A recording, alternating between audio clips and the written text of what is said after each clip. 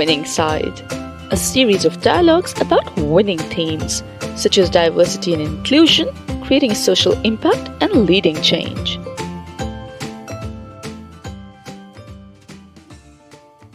So he claims to have the best job in the world. She claims to change the world one laugh at a time. And together they both are here to enlighten us at the Winning Side Suite. So hello and welcome from your host, Sarah Hassan, to the Winning Side Dialogue on Crisis Leadership and the Winning Power of Humour.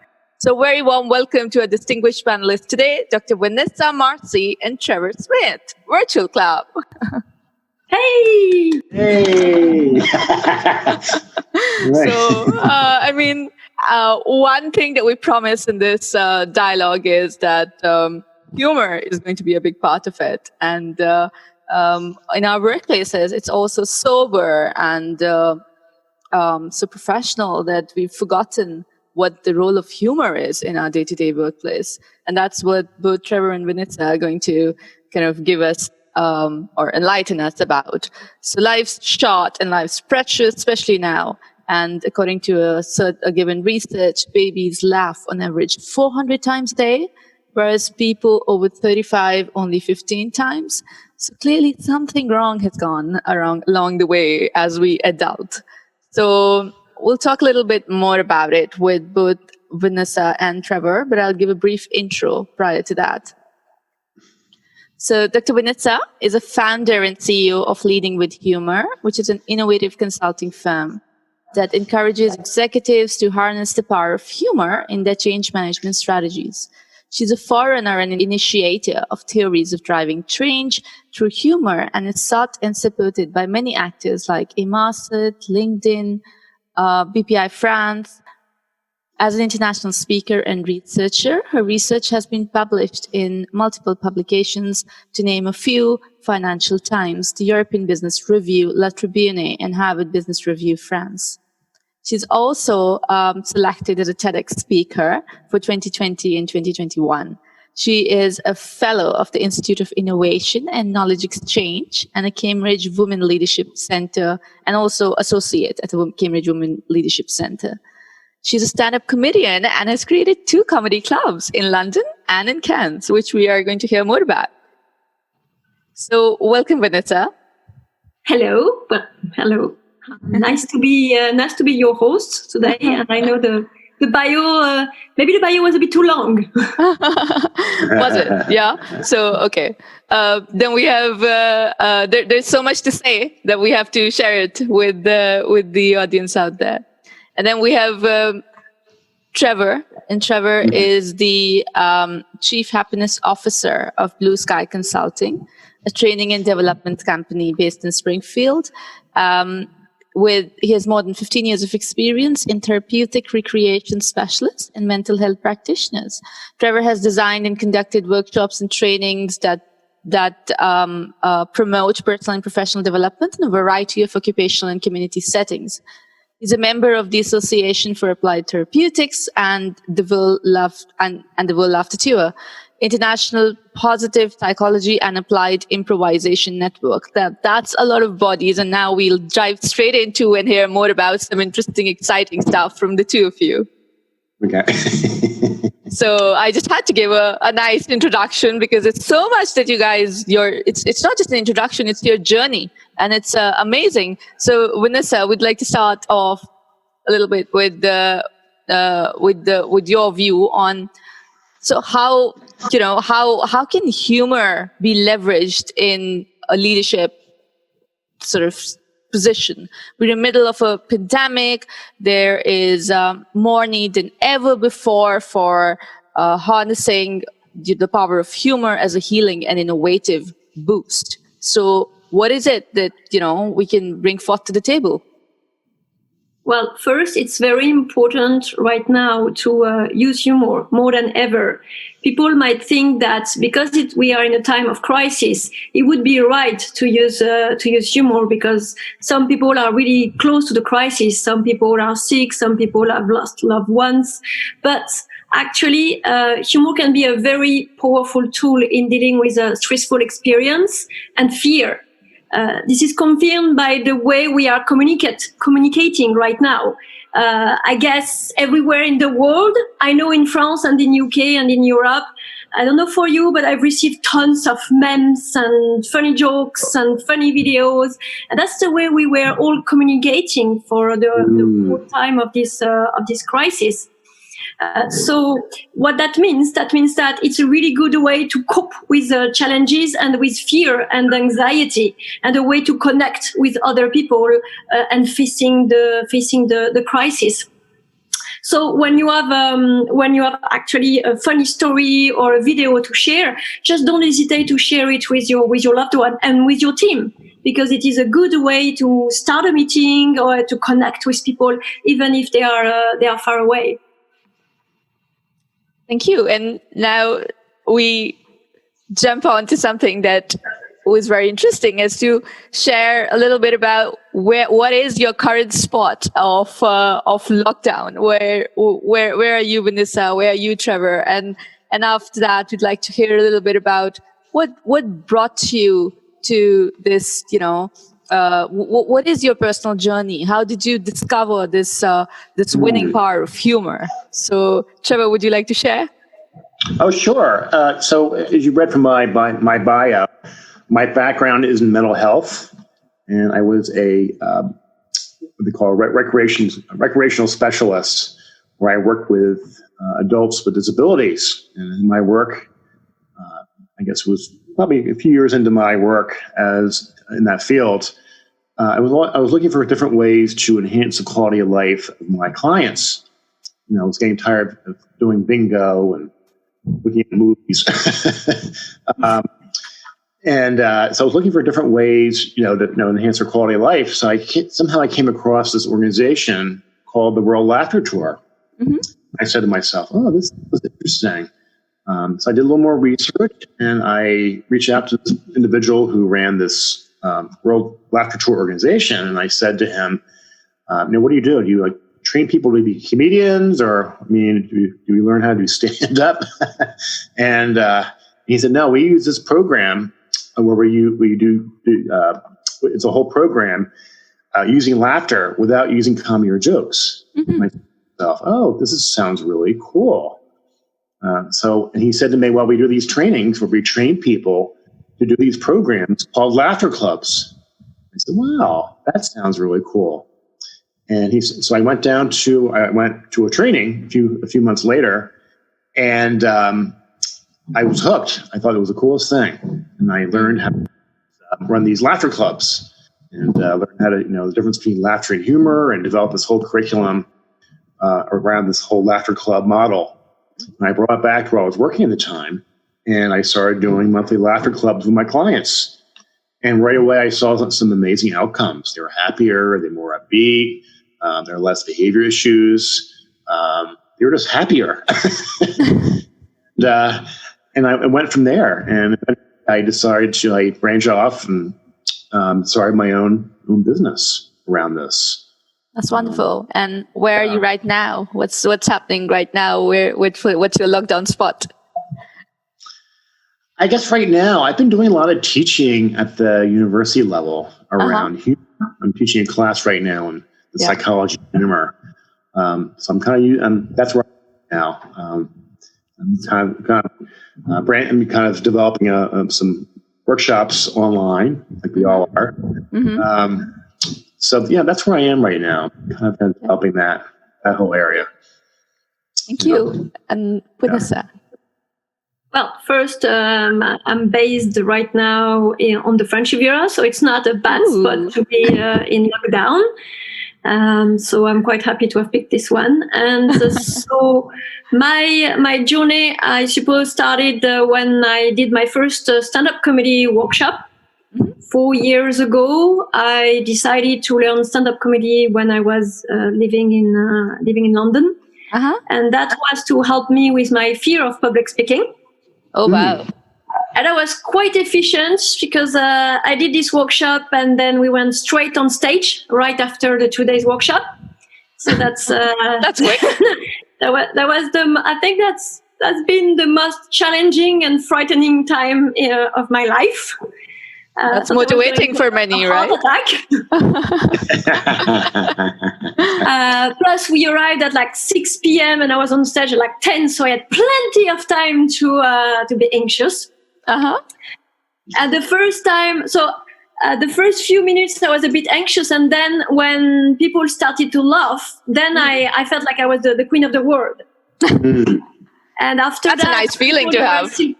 People, they were still coming to me and wanting to connect and to talk to me. And I was so high that night that I couldn't sleep. I was like, oh my God, this is just the best feeling in the world. Nobody told me that before. Wow. And I decided to continue. So at the time I was living in London, but I moved back to France. So I couldn't do stand-up as much as I wanted. So I created my own comedy club in the south of France for the expat community, because I'm French, but I only do stand-up in English. Interesting. So I decided to create the first spot where English speakers could gather in the south of France, and we have quite a big community. And I do stand up when I travel, and I travel on the regular basis in London. So I do stand up in London, and I was studying for my executive MBA a few years ago, and at the end we need to write a research, to conduct a research about a subject that could be interesting for us. Did my PhD on a subject, on a topic I thought could be interesting for my career, and that time I thought I would do a subject that is interesting for me. And I decided to study the impact of humor on leadership strategies. Wonderful. So that got a bit of momentum, because we, with my supervisor from Cambridge, we got published in the Financial Times and the European Business Review. And after that, I started to have like company calling me and asking me, can you do a presentation? Can you do a workshop? So at the time, I was working as a vice president, business development France for the City of London. I decided to leave my job to see where I could take that project, and decided to set up my own company. That's lovely to hear, and it's interesting, and I think it takes a lot of innovation to step into a career and start your own company in a field like this, which is not tapped by so many for business professionals, really. But I don't like to do like everybody else. So I wanted to find my own niche. Doing the MBA, many of my classmates, they set up their own startup, and I started the MBA thinking I would find the innovative idea to start a startup and build a platform and do something in tech. And then I was like, this is my groundbreaking idea. I don't need tech for that. That's my way to help the world, as I say, one laugh at a time, and to make our workplace funnier and safer. Indeed. And on that, Trevor, a little bit from your side now. We came across a study in Gallup where it said that in the US alone, it was found that we laugh significantly less on weekdays than we do on weekends. So what's happening? Why are workplaces not humor friendly? Especially now that the tables have turned and the demarcation between weekdays and weekends is fairly blurred. How can virtual workplaces or the new normal practically leverage from an engaging banter and humor? Well, I think, to answer your question, a couple of ways to do it is, first of all, I think it comes from the top, from leadership, creating a really, a positive work culture. Yeah. And I think the idea, my experiences working with organizations is when they think of laughter or humor, they think, oh, we're just going to have a fun, not taking their job seriously. Yeah. Why do it? And it's just, and it's not helping our employees. So you have that mentality that, a lot of, here over in this country anyway, there's a lot of companies don't see that as a benefit at all. You just think it's people just fooling around, in the lunchroom or wherever, just doing jokes, but not as a tool to, be productive and create a positive work environment and all the wonderful things that humor and laughter brings to the workplace. So I think you have that barrier going on, that organizations and companies don't see it as a benefit. So mindset needs to change. Yeah, absolutely. I think it's changing a little bit now. Are some companies now that are starting to see that as a real a tool for their employees, for engagement, and all what we were just talking about, all the wonderful things about humor and what that brings to organization. Yeah, I mean, totally agree. It's the mindset that needs to change and people to kind of realize how important humor is. And right, exactly. Yeah. Exactly. And with this, something very interesting that you shared was that you had the fear of public speaking, if I'm putting it right. And so, I mean, and then you went on stage and it was like it was the best moment ever. So humor for many must be, something similar, that it's subjective, it's not everybody's forte, or you have to be you have to be extrovert to kind of be able to use it effectively. So what kind of humor works, and what kind of humor works in an inclusive and diverse way? Well, I work with a lot of companies, and to rebound on what Trevor was saying, I try to change their mind on the benefits of humor. I always say that humor is a serious business. You wouldn't think it, but and actually, when I because of my background as a stand-up comedian, people think, oh, I'm coming to have like some jokes. This is like a stand-up comedy show, and then I'm talking about the science behind humor, all the benefits, and they're like, oh, actually, it's serious. I'm learning something. Nobody think about their sense of humor. Everybody think, there is only one type of humor, my type of humor, and whoever is not laughing has no sense of humor. And that's it. Nobody goes further than that, where it's really much more complex than that. And that's what I'm trying to teach to people. And it's very important in organization to know that, because people don't realize that their sense of humor has a huge impact on others. And you can actually foster a toxic culture in a toxic workplace and work environment just with your sense of humor. I work a lot with tech company, and 45% of women leave the tech industry just because of humor. Really? Wow. Yes. Wow. That's interesting. So while we need to change the mindset, but we need to make sure that it's inclusive and it's like it's within the defined range rather. So as we come to the range or acceptability, what is the universally accepted code of humor? Is there like a secret formula that always works? I mean, I don't know, Trevor, would you like to comment on something around those lines? Repeat that one more time. I missed part of that question. Yeah, that's good. So, is there a universally accepted code of humor or a secret formula that we say will always work? You know what? I mean, it's like, I think that Vanessa was mentioning a little bit was, our sense of humor is so subjective, so personal. So what works for one person doesn't work for the next person. So I think that another thing about when we talk about toxic humor or humor that can be threatening, so it's important to remember that. So I don't think there's really a universal way of looking at humor, but I think I like the idea of making it inclusive. Everybody's included. So I think there's ways to do that besides just doing like really bad jokes. Right? That's why I don't do jokes when I do my workshops. Oh God.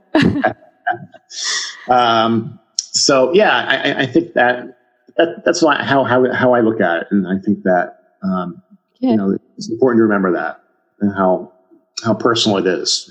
Humor is so personal. Yeah. So, say for example, if one is saying something humorous, but saying good faith, right? And you find yourself in a situation where it actually backfires and, it didn't go well with somebody. So how do you handle that? Is there a rebound that, that can work? I think it really you have to frame it in a certain way, saying, this is a joke that I did, and I'm not trying to offend anybody or hurt anybody, but I'm just create a connection. I think a lot of that has to do with building connections with people through humor. Create a setting that, it's in good. Yeah, right. Exactly. And I think that's a way to do it. Because you have to be so careful. You really do. Yeah. In our politically correct world. Yeah. We have to be really, really careful around that. But I think if you set up in a certain way where you're supporting the other person, saying, I'm not trying to offend you, or I'm just trying to include you in our conversation, or whatever may be happening. Yeah. You frame it that way. Yeah, you set the tone right, really. Right. So, we've talked humor, and there are some exemplary leaders in the past, such as Abraham Lincoln or Franklin Roosevelt. They've used humor quite effectively during crisis periods like civil wars and Second World War. In your opinion, who do you think is your, somebody, a leader that you guys look up to who has really mastered the power of humor in a work setting? Could be somebody from the past, could be somebody that you randomly met. But I'd like to hear if there's anybody who's totally cracked it. So, Vanessa, from you first. Well, I used a study case in one of my last Harvard Business Review France article, and it's the late co-founder and CEO of Southwest Airlines. It's a famous case study, and the airline has been so successful with their marketing, and they actually use humor as a core value. Oh, wow. So it's all over their website, and it's a code of conduct in the company.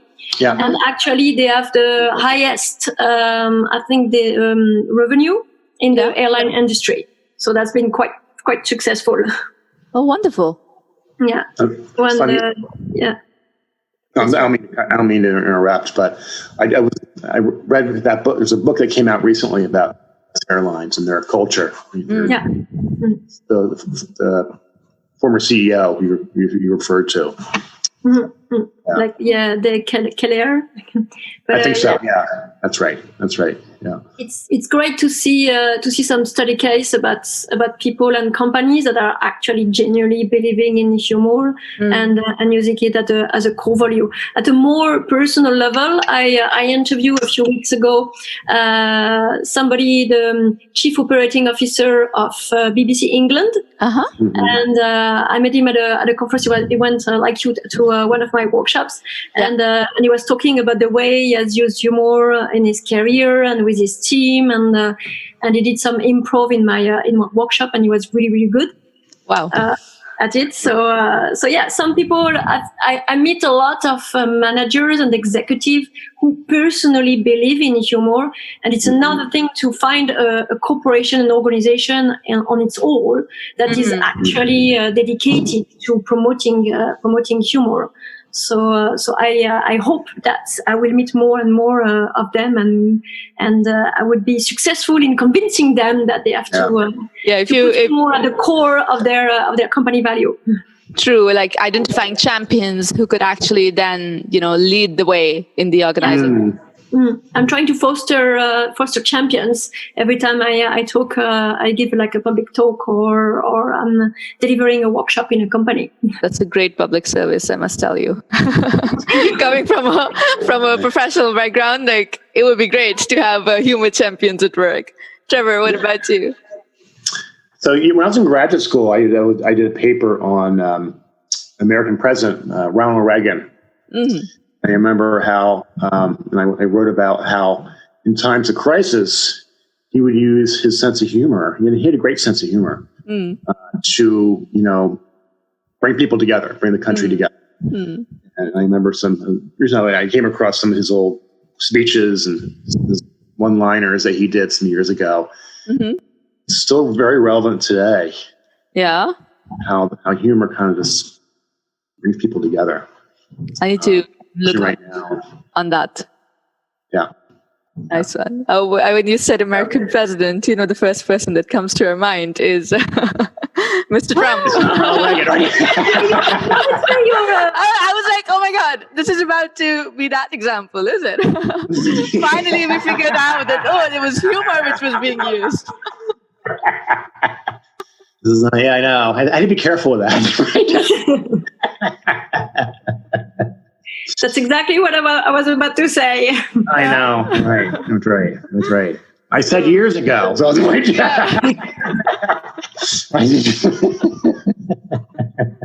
well, we still have to crack this one. Right. Okay. So just as a concluding remark, I mean, we've said very nicely that the tone has to be set right, the mindset has to be good, and you need to know that it should be within an acceptable frame of or inclusive kind of setting and of the way you use humor. So, what are the top 3 tips you would give to somebody to ramp up their laughter game or up their laughter game at work? Like some tips, which also for our frontline workers or healthcare workers, because I'm sure it's going to be extremely taxing for them to choose between 2 patients or who to go to. So how can humor, some top 3 tips for them, please? So, Vanessa, would you like to? Yeah, I'm coaching at the moment a manager in a hospital. So she has a team, so it's quite tense at the moment. And we worked on maintaining engagement and positivity within the team, despite the fact that they are in the front line. They're dealing directly with the virus. And one of the key things is to keep the communication and communicate even more than before. But you can do that in a fun way, but not before having assessed the mindset of the people at the moment. So that's why it's important to communicate more in a sense that you have to do one-to-one meeting and know what's the mindset, where is the mind of your people. Are they willing to receive humor or not? Yeah. So what's their current situation? Secondly, it's communication in a fun way, in a relaxed way through, for example, WhatsApp groups. You can set up WhatsApp groups where you share jokes and videos and things like that. So it's a relaxed environment where they can exchange funny things and keep the link, because in the case of the hospital, for example, half the team is away in order to preserve, and so that's 2 weeks. Yeah. So some people feel they are away from the front line, and you need to keep the connection. So you have like a group where they could exchange information, but also more relaxed, exchanging jokes. And finally, I would say that at least once a week you should organize a relaxed meeting, allowing on Zoom, allowing people to just have fun together. Yeah. Yeah, interesting insights. Trevor? I think I'm kind of repeating a little more somewhat Vanessa just said, but I think one of the tips I wanted to mention is being around positive people. It's kind of hard doing right now, but being in a remote environment, so to speak. Just say that. Just call Trevor. It's just the time. Call Trevor.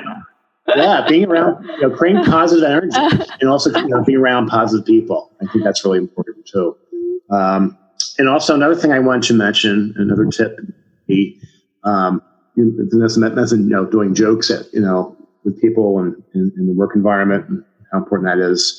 But also, taking some time out to laugh. Yeah.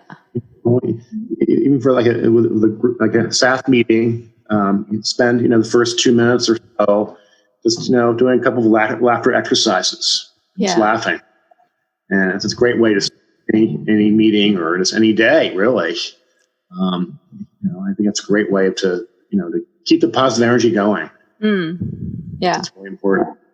And that's 15 minutes a day. You should laugh every day, 15 minutes a day, right, Trevor? That's right. Exactly. And reach out to Vanessa and Trevor for the positive vibes. Yeah, I'm glad to come and do a laughter club with. And you guys actually were kind of, the tips that you guys gave is exactly what when we started off and I was introducing the two of you offline. That's exactly what the two of you were doing, like, nicely breaking the ice and talking about Simpsons and the wonderful French Riviera. Sorry, but actually it's extraordinary for me, who is a big fan of The Simpsons, to meet somebody living in Springfield. A real character. I know, that's right, I know. So Trevor can pass our messages to all the characters. I will. Yeah. When I see Bart next time, I'll say you said hi, okay? Oh, yeah, great. That's wonderful. Oh, well. Yeah, he's around here somewhere. I think my conclusion is that both of you come from like really nice spots, and I think your location has something. There's some correlation there that you're mastering humor from French Riviera and from from Springfield. I'm going to do a study on this correlation of where your origin is from. And how much the war is in yourself. Yeah, I know. So great. So. Well, thank you very much. And it was an absolute pleasure to have this dialogue. I personally going to go back and share with my organization to get these two positive people with such positive vibes to share more in a wider frame. And I hope. Thank you so much. Thank you. You can ask your organization to call us for a workshop. Yes. Remotely. We can do remote workshops and masterclasses. That's right. Advertisement part. That's right. So it's leading with humor and Blue Sky Consulting. That's right. That's the go-to. And Vanessa and Trevor. Well, thank you very much. Yeah. So everybody take care. Stay home. You too. Stay safe and stay humorous. Stay humorous. Exactly. Stay humorous. Stay home. Stay safe. Stay humorous.